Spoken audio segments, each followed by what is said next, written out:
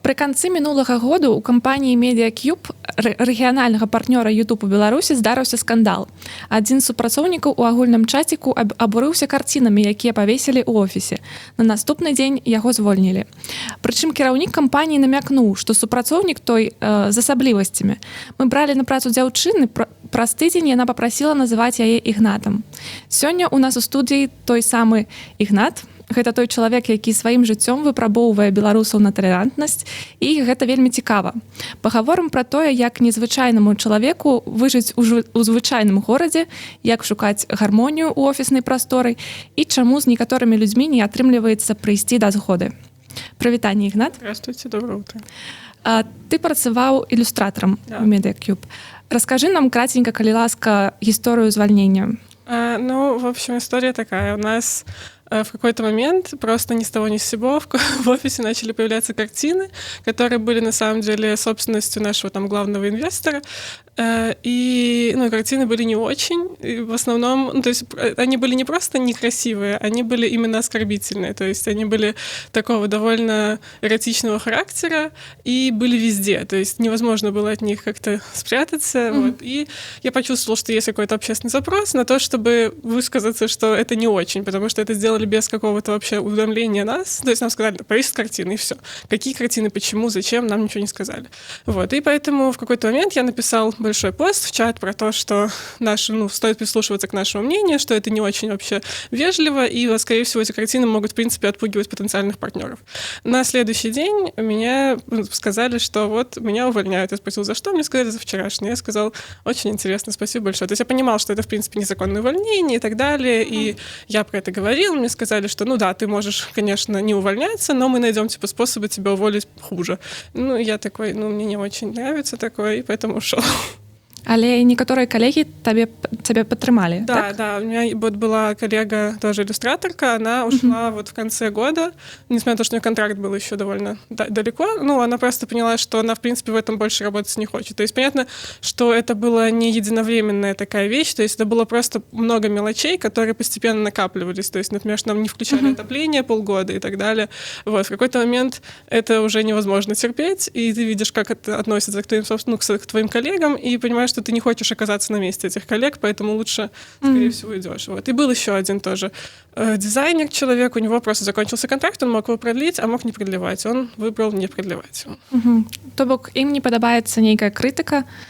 Да, и они увольняются за это. То есть понятно, что до этого такого не было, по крайней мере, я этого не видел, но мне кажется, в принципе, прецедента одного достаточно, чтобы понять, что это не очень... и, в принципе, довольно лицемерно то, насколько люди каждый день пишут в чате о том, насколько все сотрудники важны, все сотрудники нужны, про то, как люди — это самое главное, но при этом отопление мы вам включать не будем, картины, смотрите на них целыми днями, даже если они вам не нравятся, и, пожалуйста, ничего не говорите про них. И колькі ты там працаваў? Наверное, где-то полгода. То есть это было с апреля до... даже больше, чем полгода. То есть мне до конца контракта оставалось, может быть, месяца 3.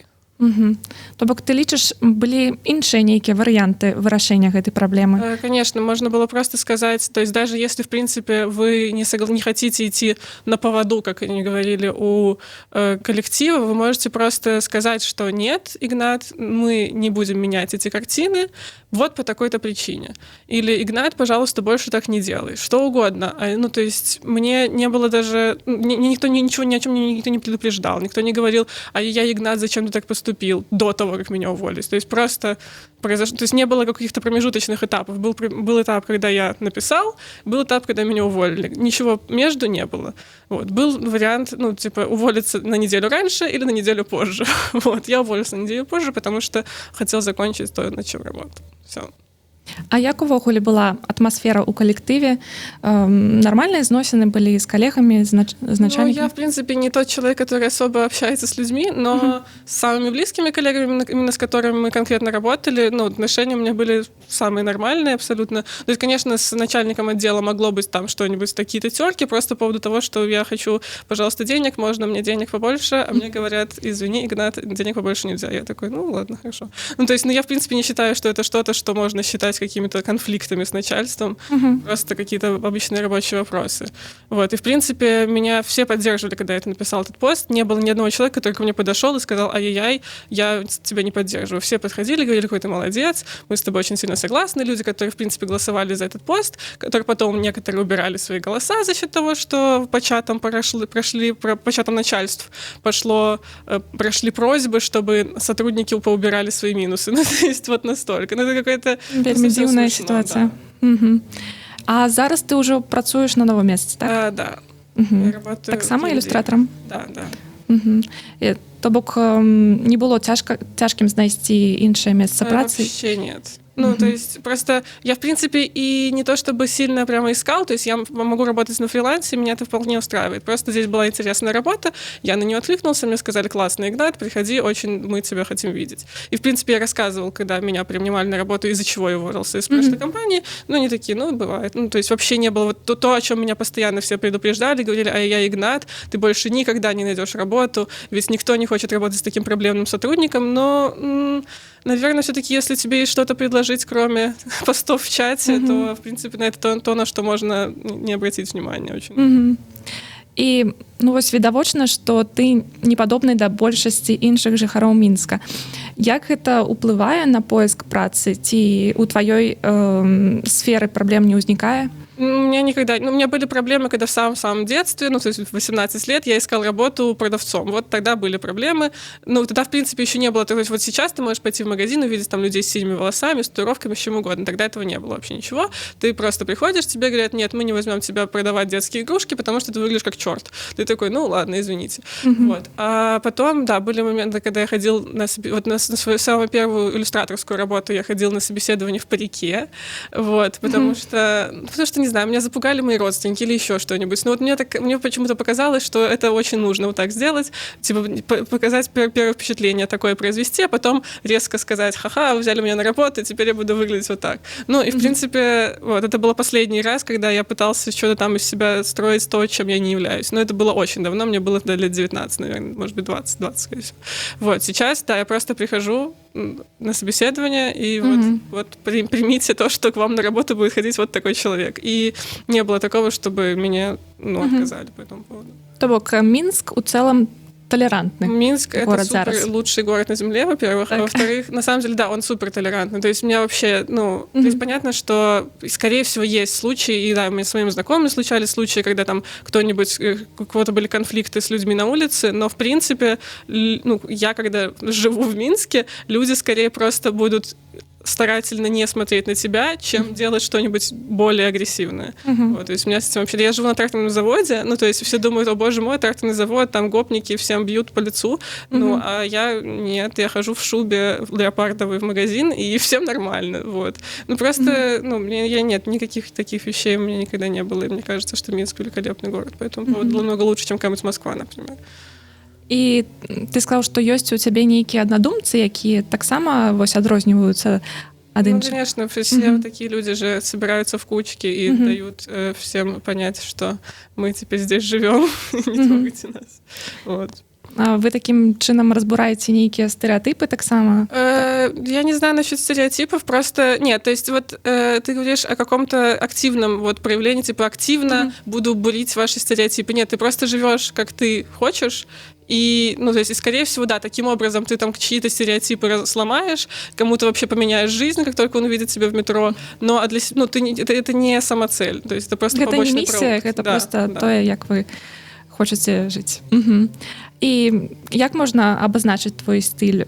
Як бы ты сам яго назваў? Ну, конечно же, споткнувшийся садовый гном и бродячий кельтский ребенок. Но я не знаю, то есть у меня нет такого конкретного названия, вот, просто каждый Игнат.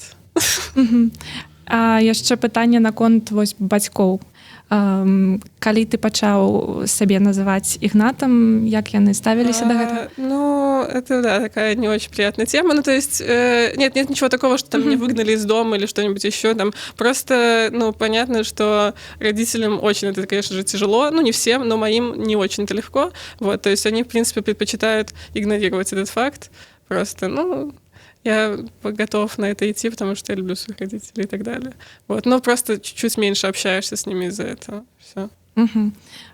То бок пасля той сітуацыі з медыакюб гэта ніяк не паўплывала зараз на на что? То есть, да, мне начали писать люди в интернете, все. Вот так это поуплывало. Там люди начали писать с прошлой работы в комментарии и разглашать мои паспортные данные, например. Вот, мне кажется, что это очень эффективный способ борьбы. К счастью, журнал DevBuy очень активно банит эти комменты, так что все в порядке. То бок ёсць такая барацьба паміж...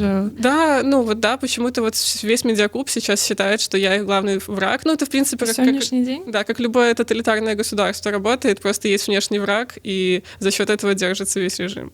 Вот, теперь внешний враг — это я. И картины там застаются. Конечно, да. И сегодня. Мне кажется, они уже, в принципе, принципиально их сейчас приклеют просто суперклеем к стенам, так, чтобы их ни в коем случае нельзя было снять.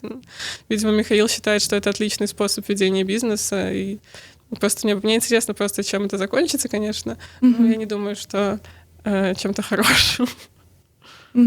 И у той же час яны называют себя вельми толерантной. Да. То есть это люди, которые называют толерантной компанией, при этом аутят публично человека, сотрудника в СМИ. То есть мне кажется, что это... То есть понятно, что это очень неприятная ситуация, и это ужасно так поступать. Но я в какую-то секунду был даже рад, что это произошло, просто потому что, ты не можешь уже серьезно воспринимать слова человека, который начинает их с того, что публично разглашает идентичность своего сотрудника. Вот. А пакуль ты працаваў, там былі нейкія падобныя сітуацыі, такога роду канфлікты з іншымі, можа быць, ці не? Какие именно? Ці гэта адзінкавая сітуацыя вось гэтымі карцінамі? Ці былі нейкія падобныя сітуацыі наконт крытыкі чего-нибудь іншага? Нет, бывало, да, что я там мог что-нибудь сказать, пожалуйста, сделать так, чтобы двери не скрипели, или, пожалуйста, у нас вешалки вось гэта, про гэта яны. Да, вы про это писали. Это просто, видимо, вот именно из-за того, что это какой-то накапливающийся конфликт, то есть то, что нам не ставили, не включали отопление, я просто там с друзьями сидела такой, не включать отопление, ужасно. Или то, что там нас пытались заставить работать в выходные не за 2 ставки, а за 1. Переработки должны оплачиваться в 2 раза больше, нам предлагали поработать просто за обычную зарплату в выходной. И мы такие, как ужасно, как мы могли. Вот. Просто в какой-то момент я уже начал говорить, пожалуйста, я вас умоляю, у меня вещи падают на пол, мне не нравится, можно, пожалуйста, купить нормальные вешалки. То есть я, в принципе, я предполагал, что они это делают не со зла, а просто потому что у них легкие куртки, и они не понимают, что есть... Вот в этом, в принципе, вся проблема всего медиаклуба была в том, что есть какое-то, не то, что большинство, есть вот какая-то стереотипная часть людей, то есть которым, в принципе, все нормально, которые едят любую еду, которые пьют алкоголь, у которых легкие куртки. А есть люди, которые веганы, которые не пьют, и у которых тяжелое пальто. И вот таким людям очень тяжело, просто потому что люди, которые всем этим занимаются, они не думают о том, что есть какие-то еще люди. Вот. И вот такие вот ситуации, то есть такие мелочи. Но просто вот это именно в таких мелочах ты ощущаешь, ты чувствуешь вот это вот отношение к себе и свою важность, когда, в принципе, какие-то твои особенности на них забивают просто из-за счет того, что они как это слово... да. Я забыла не улічваюць нейкія патрэбы. Дзякуй вялікі за размову, Ігнат. До свидания. З вами была Матузова Юлія, Еўрарадыё.